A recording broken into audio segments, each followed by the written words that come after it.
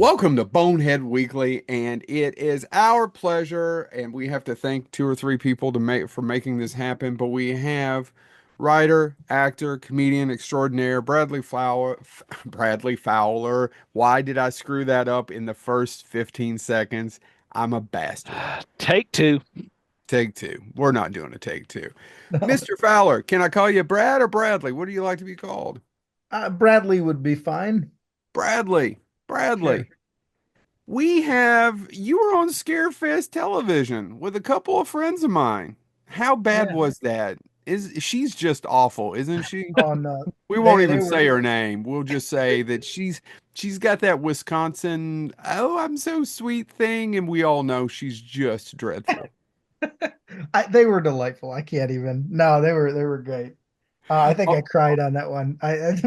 But no, yeah, no, they were wonderful. And like I've enjoyed everything connected to Scarefest so far.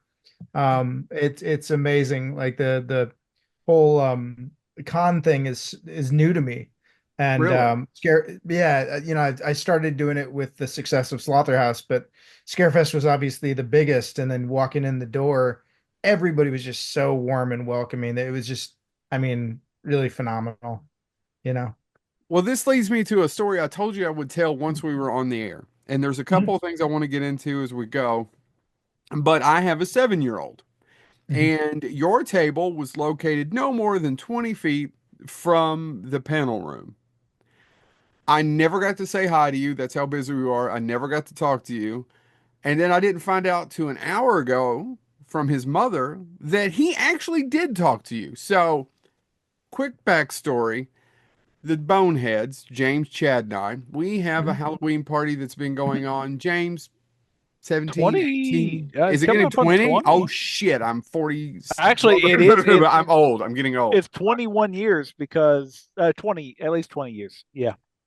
So we used to try to find the worst horror film we could find for each other and make each other sit through it. And then over the years, what has happened is that we've gotten older, time is short, and we now want to watch things that we want to watch. Yeah. Now that's over 2 decades. Last year, and we argue about what's going to do. And now that we all have kids and yada yada yada and jobs, we argue about, well, are we going to watch this? Are we going to watch this? So I have to say, I give you a compliment when I say Slaughterhouse made the cut last year. And we Good. loved it. We loved it so much, but that's not the story. The kissing Yeah. at the part's not the story. My son looks like his mom, but he acts like somebody else. Who knows? Mhm. Building a little film geek. His name's Quint. If you ever seen Jaws, you know who he's named after. Mhm. Okay. That being said, he wants to always be a part of the three, or at least go on stage. And I make jokes about Lucy. You can't be on the stage this week, and that he doesn't get any of that yet. And he's little bastard snuck down during Slaughterhouse and got behind the couch, and maybe I'd had a couple, maybe Chad, maybe Jay. Well, probably not James, but maybe some drinks were consumed. I And think it's the right movie to drink for. So no, well, we drank for all of them, but yes, good. we Yeah, loved yeah. it. We drank for all of them, and we're having a good time. And he finally pops out, and James, correct me about any part of this story because you were the sober one at the time. And it's when the sloth is driving the Mustang. No idea how long he'd been there. No idea how long he'd been snooping. But when he made it down to the basement of this huge, imagine all this one sheets, 700 Mhm. square feet, right? And starts cackling and loves it. And we're all, well, how can, and I was like, what the heck? How did you get down here? And for months, he still brings it up. He goes, Dad, that sloth. How can he reach the pedals, Dad? It can't. How can he reach the pedals? And Uncle Danny, by the way, I don't have any brothers, blood brothers, Yeah, have lots of, but he has lots of uncles, as you might yeah, imagine, yeah. especially because of my gig and who I am. He has Mhm. lots of uncles.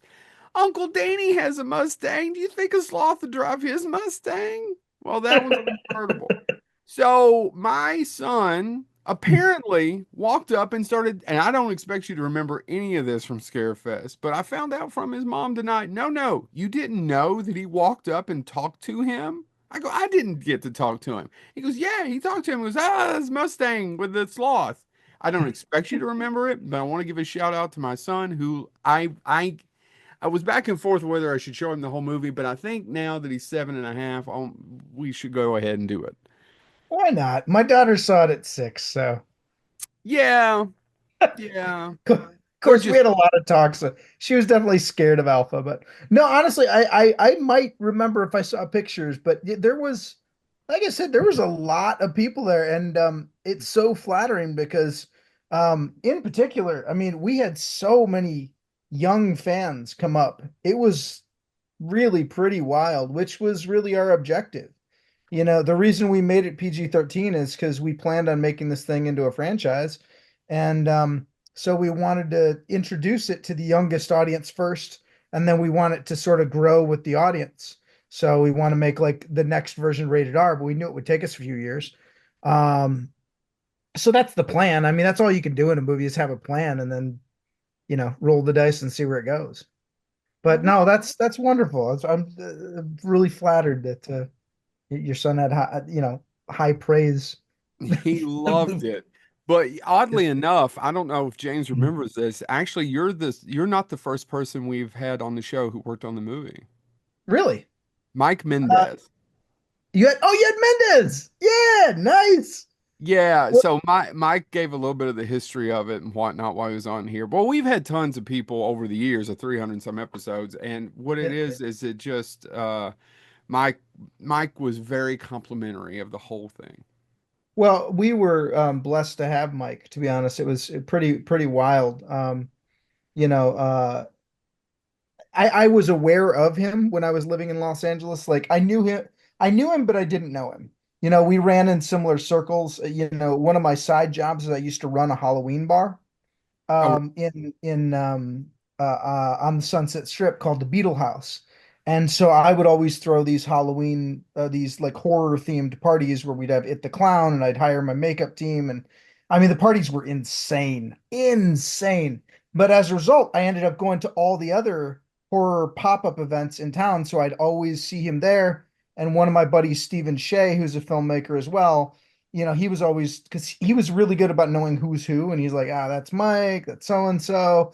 And then also, like, we've also ran in similar circles. Like, I've done, I think, 3 movies with Lynn Shay, yep. and Mike's real good friends with that bunch. So I think the first time I actually met Mike, I didn't know who he was. Lynn invited us over to her house, which I guess that's something she does for filmmakers. It's a really kind thing to do, but she'll like invite you after the movie to her house for like a dinner that she cooks. And I she'll would invite love a couple other filmmakers too. So like I was there with Mike, and I sort of knew Mike. And then my wife was there. My other business partner at the time, Amanda Markowitz, was there. And then another little guy who I didn't realize at the time, because again, I don't stalk people. I didn't realize it, but I had dinner with James Wan, and like I didn't know, and and then like after he left, I like put the pieces together. I was like, oh shit, I was just telling James Wan my thoughts on movies. It's like, I should have just let it, I wish I would have just shut up and listened. Oh. At least, Anyways, hopefully, you didn't stick your foot in your mouth going, the problem with horror films today. Have no, you seen The Conjuring or Insidious? no. The thing is, I'm like, I am to some horror fans, I'm probably a bad horror fan because I absolutely love The Conjuring. It's like one of my favorite. Like, scares the shit out of me. I've I actually like The studied. Conjuring too. Yeah. Yeah, I've studied James Wan's setups in depth. And that's all I'll say there. I certainly don't execute them as well as he does, but I put a great deal of effort into studying them. I just think it's hilarious that you're sitting across from the small dude with a New Zealand accent, right? Just never put two and two together. Well, and it's Hollywood, so you never want to be one of those like, oh my gosh, are you this person? I was just like, oh man, this is such an amazing like I was just like the view from Lynn's house was like, wow, holy moly, this is it's insane. Well, if you talk to Mike, give him shit because we asked him some questions and it took me years to get him on the show. And finally, back to what you were saying, we have a mutual friend who's a screenwriter, Yeah. and Todd Farmer reached out and connected us, and he wrote Jason 10 Yeah. and and a couple other, and he's from Kentucky, so we're Uh-huh. anyway. Finally got him on a few months ago, Mike, and it took me years. And one of the questions I had for him was like, dude, you were on social media posting when he did a movie with Dolph Lundgren. He had Dolph Lundgren over to his house taking pictures of all of his He-Man and Masters Universe Yes. shit from a kid holding it. That's because I would have done the same thing. Oh, going to Mike's house was a trip. It was I mean, yeah, I don't want to talk too much about the interior of people's houses, but he posted all over the internet. So, We you we know, we, we yeah, we get it. you We know, get it. it's We get it's it. fun. So yeah. It's Now, fun. I'll turn it over to James in a second for his question, but I usually ask another question. But what's so funny about you, or interesting, I should say, is that it's fascinating to me that you have not the same kind of background that James and I have and the other bonehead, but you definitely come from an education background, and we all work in higher ed. Mm. And James is Dr. Thomas James, Oh. right? Yep. Yeah. Well, technically, that's what the degree says. Yes. So Dr. Doctor? Jerkface and I Yep. and Chad, when he's here, we all work in higher education. So it's funny, your whole family's in education, correct? That is correct. Yeah, yeah. Yeah, So my mom was a PhD. She ended up being a principal, and my dad got his master's. He was a principal. My sister, she got her PhD, and she was a head of math for a district. And then my grandma taught in a one-room schoolhouse. My wife is she's a Broadway star, but now she also teaches at yep. Austin P University, and Hmm. I have finally been roped in as well. So I'm through enough conversations that like they talked to me about teaching screenwriting there. So I'm going through the process now of doing that. So um, yeah, I guess I got pulled into it. I never like it definitely was never my first, my first go-to. I was kind of the black sheep, but you know, Why do you it's think you're fun. the black sheep? Is it because you didn't want to go into education, or is it because you were out wanting to live that la la land? Yeah, more so that like, Yeah. because um the thing about education, it's wonderful. And like in my mind, I was always this is probably sharing a little bit too much. It's also No, please. revisionist. But I find it's okay because I'm sharing a failure rather than a triumph. And I think that's interesting. But my goal was always to go out there and like smash as an actor and like, make $100 million and then teach and like have that as like a swan song thing. And it didn't quite work out that way. I did the whole live on the couch thing. I lived on a couch for 5 years and um, you know, worked for much longer than that, but transitioned into writing and producing, and I've had some success. Obviously, Slaughterhouse did well, but I certainly not what in my 24-year-old brain thought I was going to be the next big shot comedian slash actor, and then I would like swan song it into like teaching kids. And now I'm teaching kids, but I'm still trying to get the other things. Although the money and the fame, I don't really give a shit about anymore. Honestly, I think I've failed enough times now where the opportunity to write and have people know my work, the weight of it is much greater than it would have been, when I was young. It Yeah, means more. it makes sense. Although I disagree with you on one thing because we're failed filmmakers too. And Hey, not, well, you're not a failed filmmaker, you're very successful, but we're failed, and what we would say is, yes, the fame's worthless, but sir, don't disparage the money. uh, sure, sure. Okay, let me Let's rephrase not that. disparage the money because it's nice. It's better to have it than not have it. I don't care what anyone says. Correct. It's just my ambitions for the amount of money is much much smaller. Oh, that's it. Basically, what happens is sometime in your mid 30s, I don't know, me in my mid 30s, I'm older than that, Yep. but was, oh, geez, I had all this. And now, if only the house was paid for. Yeah. Yep. Yep. I mean, that's really where it comes down to. I mean, to me, it's like the dreams have changed from being able to like make $100 million to I don't want to be beholden to anyone. And that is really it. Like I want to do a job, to teach, to do whatever because I want to, not because I have bills that, you know what I mean? Yeah. Um, I don't even spend money. I don't really care. My enjoyment comes from really storytelling. That's where, like, even when I play video games, like I enjoy the create a character modes more than I do the actual games 90% of the time. Yeah. So I don't Well, know. James, as you're getting your question ready, what was it that made you want to be an actor? That's the question I normally ask, and it's not so much, it's usually there's a movie, there's a book, there's a show, there's something, right? There's that one little thing that when you're young, it's the bug that bit you. Um, Is there one of those things that you can just point at and say, hmm, Not particularly. Like I know that sounds uh fair, but for me, I don't necessarily think that's the case.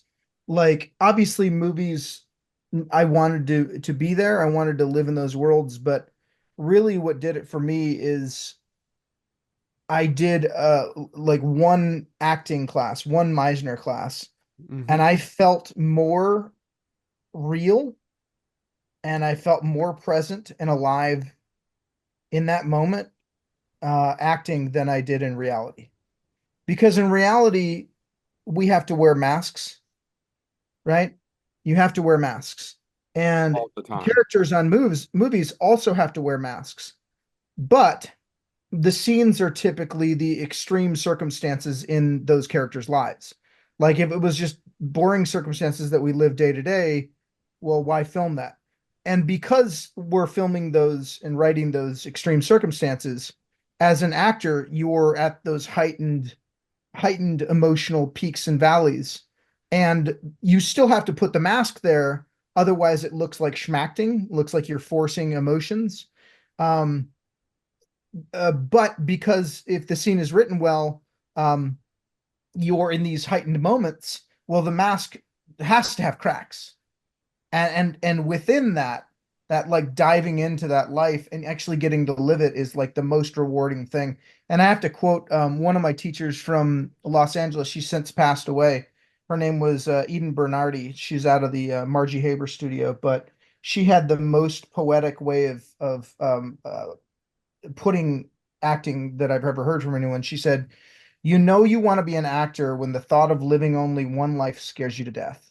And I was just like, holy shit, that is exactly how I feel. Yeah. Which is also why I want to do movies more than film, because I don't want to just, I mean, sure, like you said, the money'd be nice.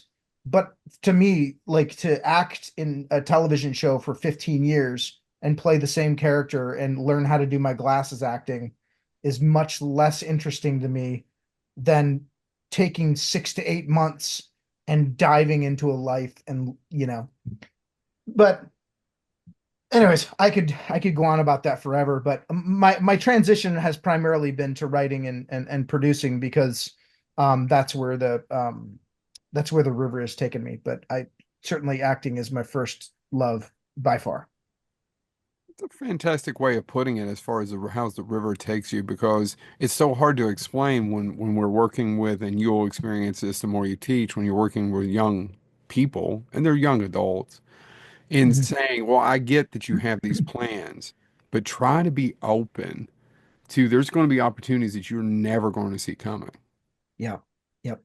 And that's usually, and also the opportunity that you want is in shit. That's where all the opportunity is. The shit that Yep. no one else wants to do is Yep. where the opportunity is. That's shit. Yeah.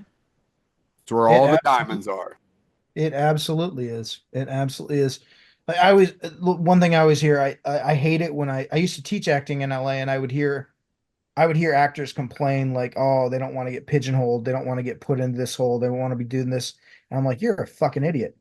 Dive into that, like you said, shit, because Hmm. guess what? While you're doing that work, you're earning a paycheck that allows you to keep acting, while the other person that doesn't get put in a box is bartending and waiting tables. So, yeah, you might not like getting cast as a homeless person, 6 times a year in a television show and a one-liner, but that's affording you the ability to know the casting directors, know the producers, build relationships, and show them that you actually have chops. And eventually, one of them is going to say, "Hey," and it might be a smaller movie, but one of them is going to go, "Hey, we can get so and so. They really don't want to play a homeless person, but they've got a name now. Hmm. There's your opportunity." Yep. You know, Absolutely. And it's so hard to explain that to people sometimes. It's so it hard is. because we have these visions of where we want to be and what we want to do, and they are and it's a good thing sometimes, but you pigeonhole yourself Yeah. into not experiencing opportunities. Sorry, off of Do my y'all teach? Y'all teaching writing? Film? Like, what do you teach in? I'm assuming Kentucky, University of Kentucky, right? Uh, I work at the University of Kentucky. I'm in academic advising and I teach communication. I am at It's the very simple. scenic, and speaking of jumping where opportunities take you, I am at Southern Mississippi in scenic Hattiesburg, Mississippi, Hmm. and I teach higher education, which actually leads me into. I'm so excited to have you as a guest because you have joined something that I teach about. And what I mean by that is every summer, and matter of fact, we used to have a requirement that you had to rotate your electives. So you would do different electives for the first time in my career, we had enough students literally demand to contact different people and say, no, he has to offer this class again. I want it before I graduate, and I couldn't get into it last time. I do a course, an elective. It fills up every summer, though, anytime I offer it. And this will, like I said, this will be the first time we've had to do it back to back because the demand is so high on higher education in film. Oh wow, yeah. And I am really pumped that I now get to talk about Slaughterhouse because I think there's something, and what I try to get students to understand is, and I would, and this is kind of leading into the question I have for you. What is it about colleges and universities that works so well in different genre of films? Going back to the Marx Brothers or even Harold Lloyd and The Freshman, but then you can take the athletic side of it, you can take the classroom side of it, and you can take, as you did, the Greek life side of it and Hmm. bend it to comedy, bend it to horror, bend it to, I mean, there's been several films that do that. So I've been teaching a course on this now. This will be the sixth time that I've taught it. And so I wanted as you were thinking about Slaughterhouse and thinking about what is it about a college environment that made you go, this will work. This will Well, be. in my opinion, a lot of this is like, okay, well, this is the sort of the business aspect or the not as artistic aspect of how the soup is made. And I know some people just sit down at a computer and just write. I don't do that. Um, that's not true. I'm doing it for the first time on this film, just as a test to see how it works in comparison. It does not work as well. Um, the business aspect of it has to be paid respect to, because at the end of the day, if you write something and there's not an audience for it, you likely can't sell it, and then at which point it's basically like an exercise of masturbation, which is fine. If nobody's in the house, that works, but it doesn't, it's not going to get as much out of it. And so when you're looking at a film, in my opinion, I think you have to be conscious of what your target demographic is, um, and who that genre sells to, and also what has been successful in those genres. And if you look at horror as a whole, it's typically young people that are being haunted. We don't haunt old people. And I don't know why. I mean, if I had to speculate, I'd have to say, if you go back to, the primal thinking of storytelling with like Joseph Campbell and whatnot, it's stories told around the campfire. Well, stories told around the campfire about old people dying is not as traumatic as young people dying, just because that's youth doesn't typically die as much. Also, Yeah, so I think that's what draws people to those stories quite a bit more. I also think, most horror movies are driven by some sort of original sin, and I think it's much more likely that a younger person is going to do something that's based on one of the, seven deadly sins, or in error of thinking, judgment, or morality. So I think that's probably why it works. I also think we sort of romanticize college, and we want to relive it, much the way that, we see movies that are, time travel movies. I think college and high school does the same thing. I think we want to go back there, and it's a bit of escapism. So that would be my my take on it if I had to like assess it. No, But I think Yeah, it's a fascinating point. You're right. And I'm sitting here, I'm sorry, James, to interrupt you, but Bradley, I think you nailed it because I can only, first of all, kudos to us being the only one where you not only got to drop Joseph Campbell and start talking about the power of myth, but also that we broke it down in higher education. You just did not see this coming, I bet, before we started this interview. no, he's like the guy that made the stupid sloth movie. No, no. Well, and literally the show's called fucking Bonehead. So you just didn't know Yeah. that you're going to get bombarded with, now let's talk about the power of myth. No. Well, I didn't know you. I feel like such a dickhead. I didn't know you all's background, so I should have. But No, no, oh, no, no, no. It's fascinating because I'm trying. They're only moving, and both of you correct me. And I can only think of Ghost Story, which is based on a novel, and the movie was made in the '80s, where four old men. It's mainly not old people. it's I'm not literally typically. trying to rip my brain going through it. And now, James, I think we should go out and write an old person ghost movie well, I Yeah, but think again, you got before to think about Bradley who's beats us to it. no, because it's who's going to buy it. That's the problem. Like again, it's because when you We just talk want with to these masturbate, distributors, Bradley, like you said. I see exactly. Usually, you don't do that with two people, though. You want to solo that, right? Bradley, you live your truth. well, but I think and I think your points are really valid, and I hadn't thought about, even though I've taught that class, Yeah. about the idea of it's something that so many people want to return to. And that's I'd never thought about it that way, because one of the things that I've had students talk about before is there is a perception, especially among people that didn't go to college, that college is its own little world. It's off by itself. And, it's either safer or more dangerous, depending on who you ask, than the Mhm. rest of the world, right? There's no parents, so it's, oh, evil can get in easier, or what have you. And I think the other part that I find really interesting is, by saying in a sorority house, generally speaking, there's not, I mean, there's obviously male characters present, but there's not a lot of it's a very female driven film in some ways. Yeah, well, that again, part of that was playing on the tropes of the slasher tropes of the sorority house movies, and the original version of the script was rated R. So I Yeah. didn't do a lot of gratuitous nudity, but I did play into those slasher female tropes from the 70s and 80s, for sure. And then what we found out is because it is a sloth, when we started doing, my partner and I, Katie Lanigan, when we started doing like our target demographic research, we decided to repurpose the script to fit towards a younger, more female demographic, which we didn't want to remove the killing, because it still fits with that trope. But we wanted to, how do I put this? We wanted to make it so that it was a slasher movie that killed a bunch of girls that women wanted to see, as opposed to a slasher movie that killed a bunch of girls that men wanted to see, which Yeah. is it's a different thing. Yeah, entirely. Yep. Well, and correct me if I'm wrong, but Alpha is female, correct? She's a scream Correct. queen.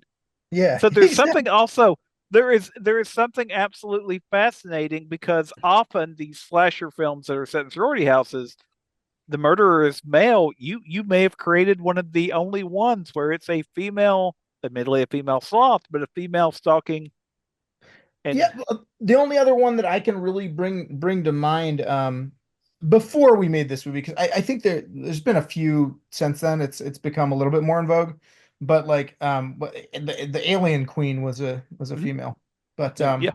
Yeah. yeah, and again, I try to give credit where credit's due. Like, I did the hacking on the keys, but like a lot of people in the team had some say in the thing. So Mark David, one of my other partners that I've worked with on, oh geez, probably about 10 movies now. He's the one I'm working with on the action movie coming up. But he was the one we were literally in Serbia, and he was like, "Bro, what if it was a chick?" And we were like, "Dude, that's stupid." And then we started thinking about it. We started talking about it, like, wait a minute, there really hasn't been any female slashers. So we decided to repurpose it. And I think Dan Lanigan, also one of our other partners, mentioned it in passing like years before too, and I think we brushed it off as a bad idea. So I got to give credit to both those guys, but well, you do try to. It's like you want to think of something that's like it has to be familiar, right? It has to be connected to what people know. Otherwise, it takes too long to explain.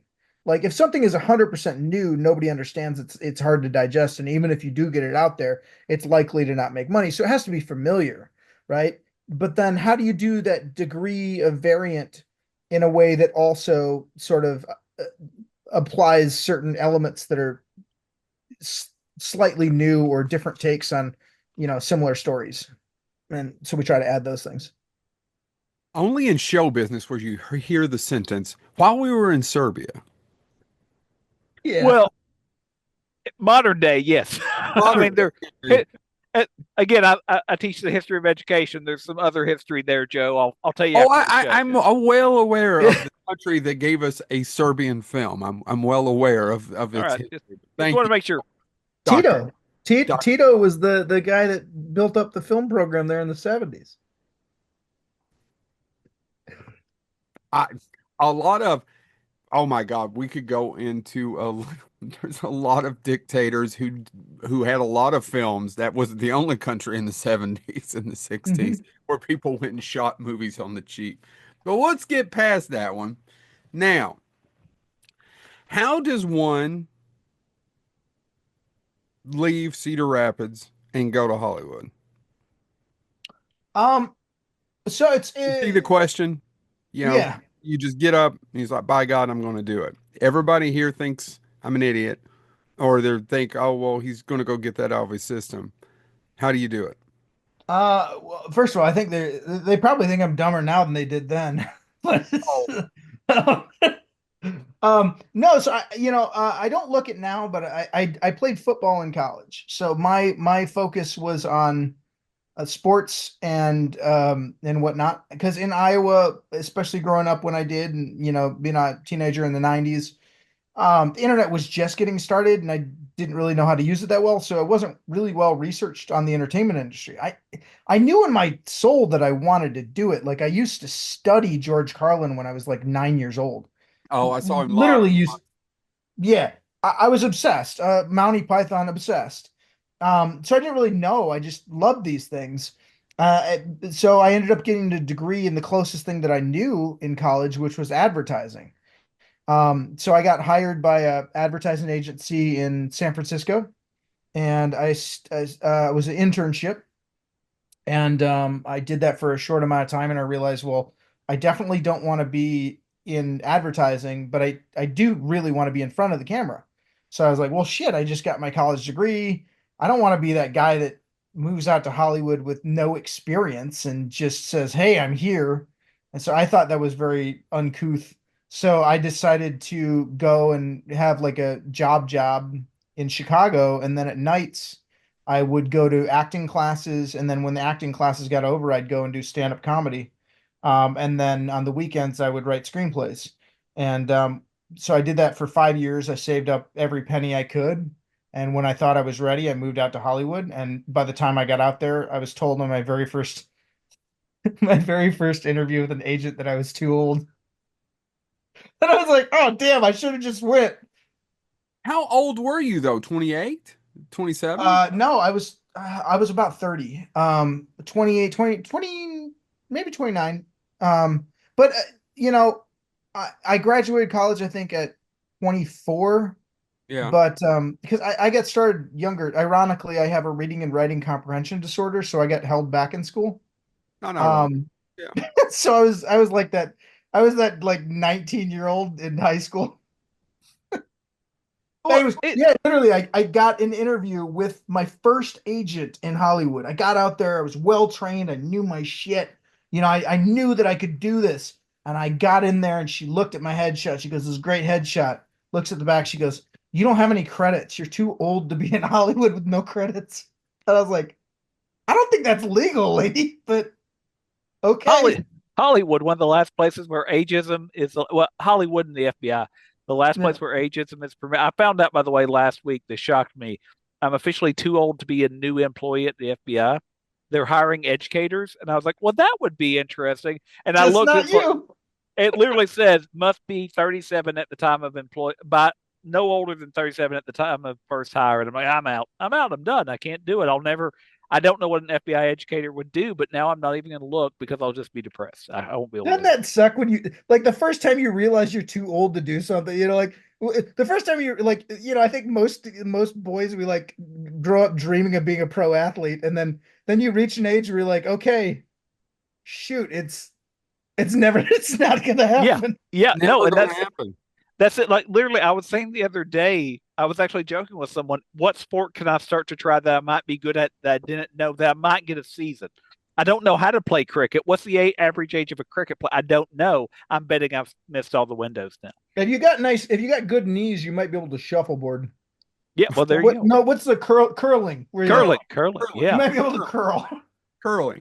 So that isn't, so you just named two, and this just came up in the last week, and I'm not for sure. I mean, James and Chad, we all have kind of the same, but my three, because we try to be funny, but my three biggest influences, you named two of them. It's Python, Carlin, and Mel Brooks. And there's a ton of other things in there. And I'm a huge film geek. I love Sam Raimi, I love John Carpenter. We could just talk about this for hours and hours and hours, but those are the two of them that we now have in common. In fact, I don't even say Monty. I don't put Monty in front of it anymore. If you don't know Python, then we're just. If you want to learn, I'll teach Yeah, you. Happy yeah. to do that. But if you no. That being said, football and this. How did that marriage come? That's. Look, I And then you're an personally athlete too, which means that you're was fit. was No, you're an athlete. You're fit. You're good looking. You, sir, cannot be funny when you're fit and good looking. That belongs to fat guys like me. well, I'm a fat guy now, so Actually, I oddly enough, I used Bradley, I I'm used to be this is fat. the thinnest I've ever been since I was 13. So there you go, 14. Well, this is the fattest I've ever been. So. Well, sir, we're meeting You on a know, it's bad pretty when the doctor looks at the sheet and just shakes their head. That's where I'm at.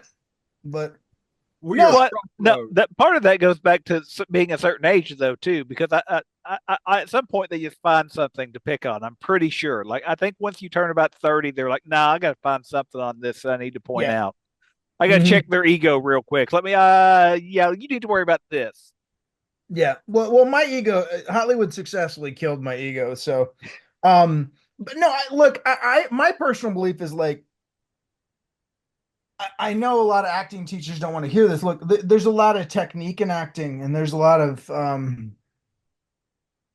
things you can learn, obviously, but I believe that the heart and soul of acting is the ability to live truthfully in imaginary circumstances, which is a quote from Meisner. Yeah, And I think that comes from the ability to tap into your emotional truth. And quite frankly, I think most high level athletes are really good at that. Now, the hard part for them is whether or not they can remove the bravado and the mask. But the tapping into the emotion is easy.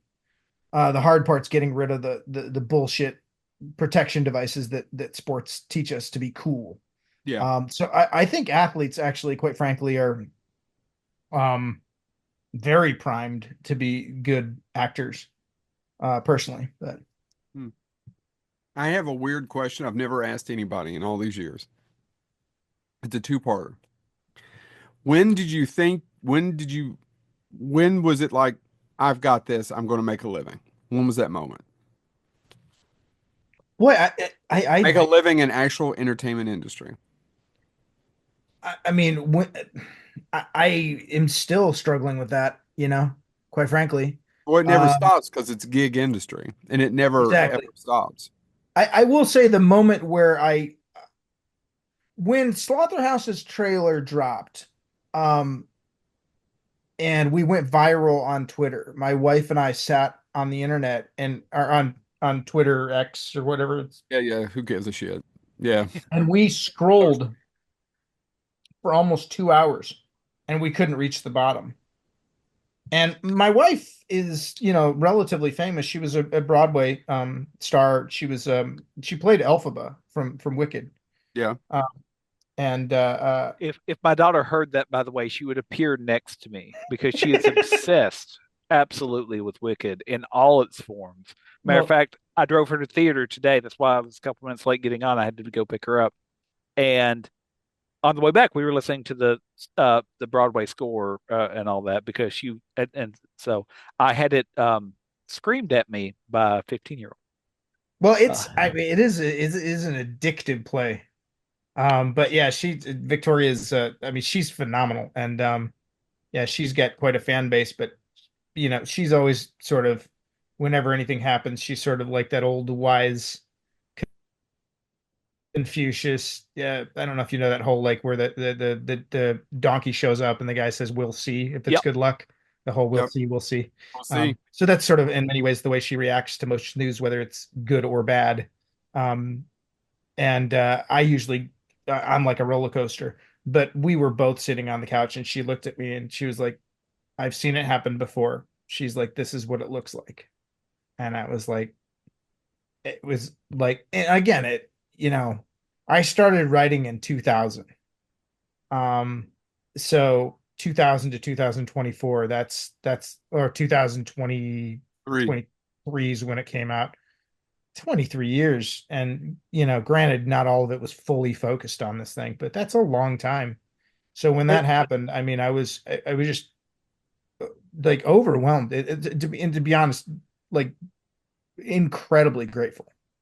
Well, Um, it's the overnight success that nobody sees, right? It took you 20 years to get to be a quote unquote overnight success. People think, oh, it just happens, but obviously you put the time in, you did all of that. So yeah, it's often that's what because my daughter is, and she doesn't get it from me. She is obsessed with acting and performing, and I try to support her, but she'll flub a line. She flubbed a line at a performance last weekend, and she was like, "I ruined the entire show." And I'm like, "You and four people yeah. actually went, oh, because the rest of us didn't know the exact line."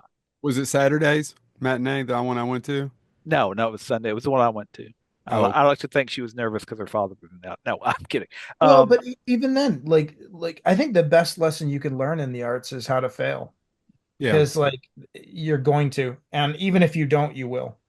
Like yeah, even if you absolutely knock a home run, someone from the crowd will like hit the ball into the like or the ref won't count it. yeah. So it's like if they want to do the arts, I think the best thing they can do is get familiar with that feeling and being comfortable with it. Yeah.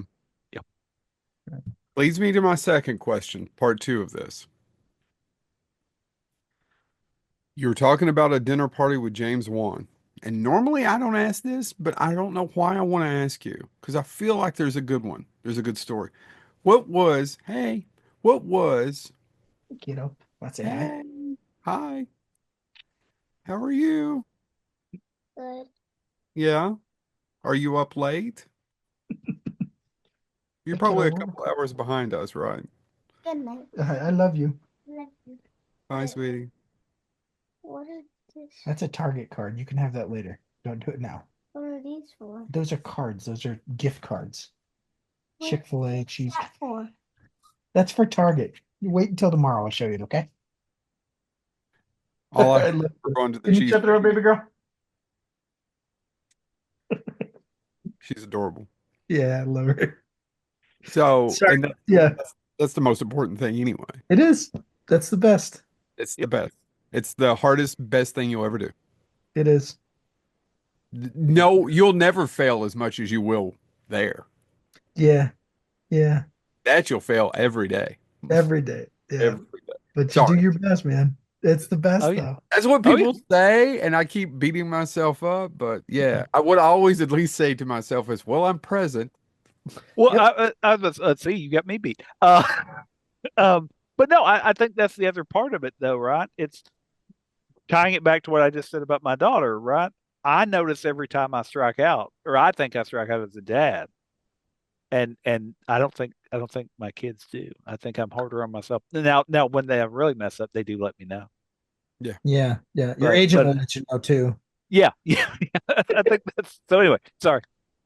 Here's I my forgot your question. question. I'm so sorry. No, it's okay. That was fantastic. That was a real moment. I appreciate Yeah, it. that's all But right.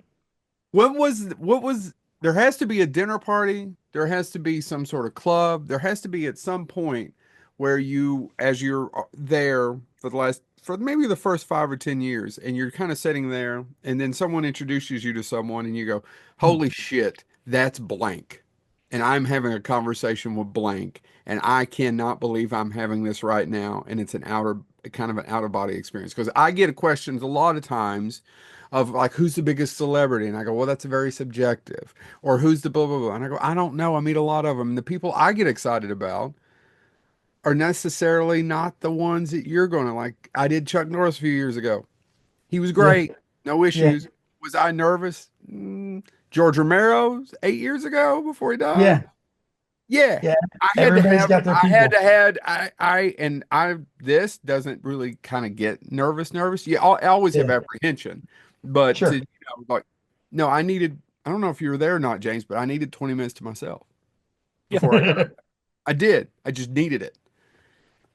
So Yeah. I'm just curious, do you have one of those? E- that's so weird. I know this sounds lame, but like I sort of took that football attitude, or I don't know, maybe that's not even true. It is I took what I considered to be a football attitude, which is just put your head down and work your ass off. I took that to my art, and so I didn't really go out. The times when I met celebrities, quite frankly, was when I was working on a movie or when I was working an odd job. Like if I was catering, like I did catering jobs, I ran a bar. I think I ran into like one or two celebrities at a party. I probably wouldn't name drop them because one of them did something that they shouldn't have.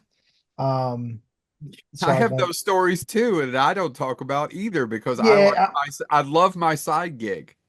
yeah, exactly. And it's just I don't like doing that. It's like let them be them. But no, I mean there's a couple that I met doing catering, but like for me catering was just it was just hard. Because it's like I met them, but I wasn't starstruck. I was just like a gorilla. Like I was like Yeah, you're trying to get them I their want I stuff. want to I want to be with you. I want to do a scene with you. So like I met Philip Seymour Hoffman. I was doing the Oscars after party one year, and I met him. And there's only, like you said, there's only a few. There's You know, only a few. That's the reason I said there's got to be yeah, somebody in it, and a lot of mine are directors and writers. yeah, yeah, Because I always wanted that was failed filmmakers, so that's who I tend to. I don't. Most of them, I don't get. yeah. I don't. They're just people. People ask me There's about. like if I would have known that was James Wan when I was talking to them, I probably would have gotten a little puckered up, but I didn't. And so we just chit chatted, enjoyed the spaghetti and the view. Yeah, But no, meeting Philip Seymour Hoffman was something, but it was just like I just wanted to like I don't know. I don't know. Like when you're in a scene with someone, you can feel their energy. yeah, You can feel when people are real. Like a lot of actors, like you can learn the techniques to sort of pretend really well, but you can feel someone's energy from across the room when they're living it. And I wanted to feel that in the room with him. Like I could feel it when I worked with Ed Asner. That was one. But I also got to give credit to this other guy. You might not know him. You'd know his face if you saw him, but he's the the only other actor like that I've worked with one on one that I just absolutely was like that guy. He's got that thing inside of him where he's just like you could feel his energy from across the room, but is an actor named Ronnie Blevins. Ronnie And Blevins. I'll look it up. he's been in a million things. The second you look him up, you'll know him. But I worked with him on like 3 films, and I remember I had a couple scenes with him, and I connected with him, and I was just like, I could feel this person. There was no bullshit. He wasn't pretending, and I love that shit. Sorry, Yeah. I took that on a different direction, but I No, don't it's fine. remember just What going I to a want. bar and seeing somebody or running into them like That that. was just kind of my example. That was just kind of Yeah. my example of there has to be someone of like, oh, this was it. I'm having a moment. Because even I say, and people always, oh, what's it like behind the scenes? And I'm, I don't know. We don't talk in the green room unless they talk to me. Do you know what Right. I mean? It's like, well, what do you, well, sometimes you hit it off.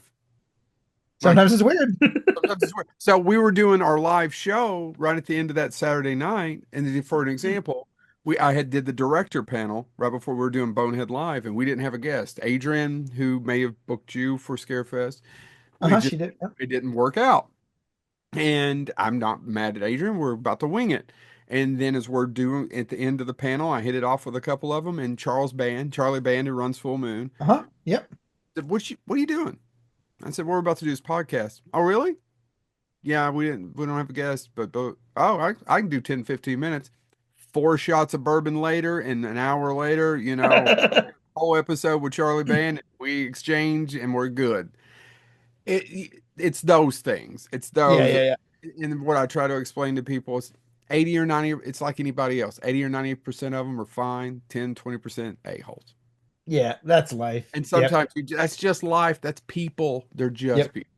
Yeah. Well, and I do think I mean I can't speak to it on a personal note much more than, a few moments where, at some of the festivals I feel pretty famous from time to time. But But I got to imagine being like super famous would put a weight on a lot of people, especially like in general. Like I think great actors typically are super emotionally vulnerable, and so all of a sudden you're taking this usually incredibly attractive human being, many times in their peak physical and sexual prime, and highly emotionally volatile, and then give them access to whatever drugs and alcohol they want and whatever their other proclivities are, and then expect them to come out the other side a normal person. I think it's quite a task, um, for the ones that do achieve it. Like you hear things like about Keanu Reeves, that guys like that, Bill Oberst Jr., that you just you never hear a negative thing, and you just go, how do you come out the other side as just an unpolished, or not unpolished, blemished, how kind do you human not look being? like a turd? Yeah, because if you asked a half a dozen people that know me or you or James, I bet you if well, not James, most people like James, but for me, There's there's a at few. least one or two who go, what an asshole. Yeah, I guarantee you there's people that think Guarantee I'm it. a And dick. that's just normal. So how do we expect these people to stay on top of that pedestal is beyond me. I'm sorry, we Yeah. got off with a completely different topic. James, you had the next question. Well, no, and actually, kind of continuing off of that, I think what's really interesting is, you talked about how you went on this journey and how you know went still focused on acting, but also getting into the writing and things like that. I guess that's one of the things that I have for people that may be listening to this that think, well, that's what I want. I do think of people like my daughter who, really wants to do this. What does that actually look like? When did as Joe kind of said, you made that move to the West Coast. Yeah. What becomes the impetus when, okay, now's the time? What for you, if you were telling other people that were interested in acting, what does that look like? And what does it look like if they want to do stage acting versus film acting? Well, personally, I think it really depends on the individual. And there's some things that I wouldn't say in a public setting just because the whole, Well, and you have to know the individual, right? I mean, I think that's Yeah, part of it. well, Yeah. and there's still a lot of things to Hollywood that I think are really unjust and not always directly in line with what the media paints it as. There's a lot of unjust treatment going around in many different ways that are not shown. One example, like my wife is almost 6 foot tall. She didn't have a chance. Um, Hmm. It's in I many ways. my wife has a friend, they went to high school together, and she has the exact same thing. She is too tall. Matter of fact, she auditioned for um I'll just say it was a very large studio, and they said, Mhm. you're exactly what we want, except we need you to be about half a foot short. Yep. And I mean, they And brought her into a room and surrounded her by mirrors and just stood there and critiqued her physically. And they said, no, no, your voice, everything else is what we want. yeah, and that's I mean, there's there's a million of those, like I've been told. I won't get into all of it just because there's some stuff that is a little bit too risque that I don't really want to put out there in the public. But one example is like I've had multiple agents and casting directors, which this is illegal, but they do it anyways. Tell me to my face that either I'm, you know, too fat or not fat enough. I think I'm fat enough now. I think go back now, but stuff like that, um, happens all the time. So basically, to answer your question, I think it depends on the individual. And I think, you know, to say, oh, eh, you know, every type is accepted in Hollywood, that's a bunch of bullshit. Just by the numbers. I mean, if you can look at like what percentage of regular, average looking, relatively attractive and or handsome individuals that are of an average size that are trying to get a career versus how many people are out there that look like they walked in the door homeless. The numbers aren't the same. You could have like 7,000 people in Hollywood that look this bracket because it's quote unquote average. Now the talent can be vastly different within that. But then in this bracket over here, you have this tiny little slot of like maybe 80 people. Well, if one of those people is asking me what should I do, well, that's going to be a different answer than one of these people. And I had one of my students actually when I was in Los Angeles. She had just moved out to Los Angeles, and I won't say what she looked like. I won't say any of Yeah. that stuff. But she was asking me all this stuff, and I was like, "Dude, you're gonna work before I do, and here's the work you're gonna get, and you should take it. Be happy that you have it. Don't complain about getting pigeonholed, and then work towards getting those other things." And sure enough, within the year, she booked like 3 TV shows. Well, Talented actors. But my point is, I think it really depends on who you are. I think by and large, unless you have a very unique type, or you have a last name, or you have a boatload of money that you can sort of grease the wheels, which does happen as well, Hmm. I would suggest going to a state that has a really good tax incentive. Because the amount of people that you're competing with are drastically less. If I didn't have a family, I would move to New Mexico. That's the hot spot right now. And then when they screw up that tax incentive, I'd move to the next place.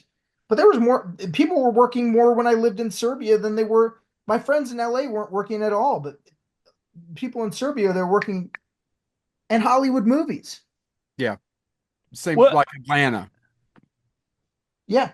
I mean, well, Atlanta's gotten oversaturated. Mm. But better than LA, as far as the, pool. I think that's really interesting because oddly enough, my wife's friend is and her husband, they're both acting, but they follow the gigs, and they have done everything from body double work, film work, to when times got lean, riverboat acting and things Yeah. like that, and they love it all, and that's actually what they said, and they told us they were like, you sign up for that life if you really want to act, you're going to act, and I'm acting in front of 5 people on a retirement cruise, that's still acting. It may not be what I envision, but if I know that's what I want to do, then that's what I'm going to do, and I admire that because I I mean I went to Mississippi because I knew I wanted to teach, so Yeah. I think it's part of the process. What are you willing to where's the line in the sand and how far are you willing to go? So yeah, Well, I appreciate and that. for me, I did the whole, like I said, I went with the where the river was taking me. I wanted to fight the system. I mean, I had casting directors that were on my side, that were fighting for me, and they sort of told me behind closed doors. And again, I won't go into the exact wordage, um, but two in particular told me the exact same thing and just said it's not a good time for your type. Just whatever I am, just a regular guy, I guess. Yeah. Granted, I didn't have a bunch of massive credits, and I think that's the caveat. Now, if I'd already had like, a Tarantino movie behind me or something, well, that'd be irrelevant. But anyway, so I received that information, and like any good actor, I threw a fit, and I was pretty hurt by it, and because I poured my heart and soul into this thing. But all the while, I never stopped writing, and I'd already produced a couple of movies, and had been selling some scripts. And my wife was like, "Why don't you just pour all your energy into writing and producing? Because nobody can stop you from doing that." And I was like, "Fuck, she's right." Yeah. Well, And so I started to just pour everything into that. so I have a question as somebody that I talk myself out of writing more than I'm successful at writing, Mhm. unless it's academic, in which case I tell myself I have to do this because it's my job. Sure. But how do you beat that form of imposter syndrome? How do you take that idea of like, do you encounter that when you try to write something? Do you ever start something and be like, yeah, this just isn't going to work? And do you No, leave it and come back to it, or do you just keep going? I've never had that happen. How? How? Tell me your I secret, so Sage. well, no, I mean, I don't know. Maybe it's not good. Maybe that's the secret. You've In got an icon on your shirt, sir. I've got a bunch of these notebooks filled up with stuff that I've worked on, and that's about it. Yeah, so okay, so every time I do a script, like without fail, I'll grab I grab one of these notebooks, and I literally every single time I will revisit, every single time I will go through. I'm not going to show you everything, but I will rewrite the hero's journey on every single time I do it. So, um basically, like, I'm completely psychotic when it comes to structure. So what I do is I sit down and I will, first of all, take a concept and then I'll run it through the business mindset and I'll ask myself, is this an idea that could potentially sell? Who's my target audience? Um, am I writing the right movie for the right audience? Or am I just writing something for me? And sometimes I'll just write the thing for me, but not very often anymore. And then I will sit down and I will write out on the sheet. I will write out all the beats of the hero's journey as told by Blake Snyder's Save the Cat. And then I will write it out again from Christopher Vogler. And then I will underneath that write out the beats from Dan Harmon's Hero Circle. And then I will choose based on what genre it is, which one of those I want to be my primary structure. And then I will write an outline and I will make sure that I check every single box in that. Um, and like I said, I'm doing a movie right now as an exercise to see if I can do it without doing that. It's way less effective. But if I check those boxes, I know for a fact that the story is sound. I know for a fact the story is sound. Now, is it um always going to be a great story? No. And that's all relative anyways, right? Like, you've got Dark Man behind you. Some people love that movie, some people hate it. Who I'm sure hates people it? say the same thing about Slaughterhouse. But that's my process. And I haven't had a script take me more than 6 days to write in probably a Oh, day. that's quick. That is Um, amazing.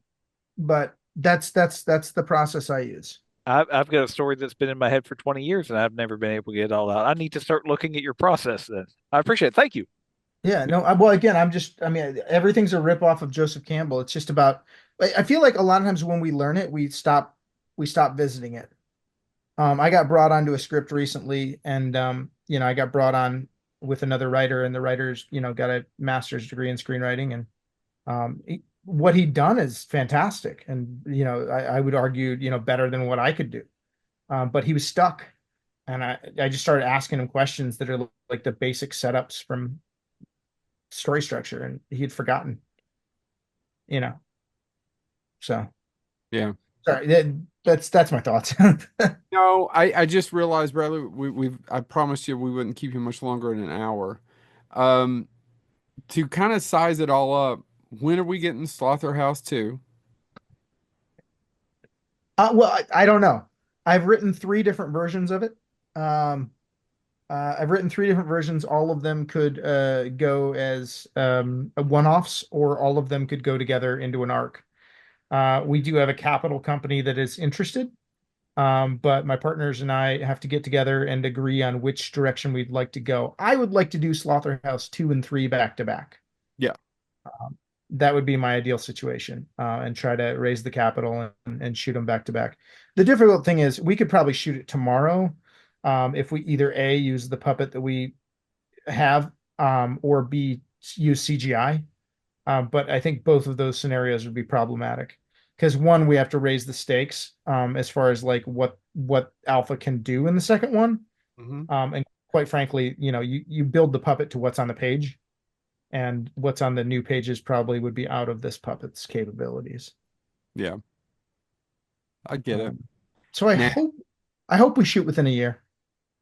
that being said, we're excited. Bonehead wants the exclusive. But if they want to get, if the people listening or watching right now want to get that cool ass shirt or any of the other merchandise, where will they go? Well, this one you got to come to festivals like Scarefest. These are exclusive. I'm only making a limited amount of them for festivals like Scarefest and a Uh-huh. few other festivals. But we do have a bunch of other merchandise on slaughterhouse.com.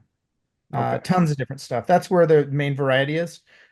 You can also click on the QR code in the movie that actually will take you to the website. So, or Hot Topic. Or Hot Topic. All right. Bradley, thank you so much for your time. We appreciate it. Hopefully this hasn't sucked for you too bad. Actually, we were more serious with you than we usually are with a lot of people. So it's got we went in depth somehow, some way. We even talked about parenting somehow, some way during this. I don't know. I this is fun. You guys are blessed. Thank Well, you. and thank you for Slaughterhouse because honestly, I greatly appreciate a film that has humor and heart and horror, and that it's hard to strike that pitch in a way that I could also show it to my kid and Yeah. not have to, explain anything per se or go into depth, and they can take it as they come to it, Oh.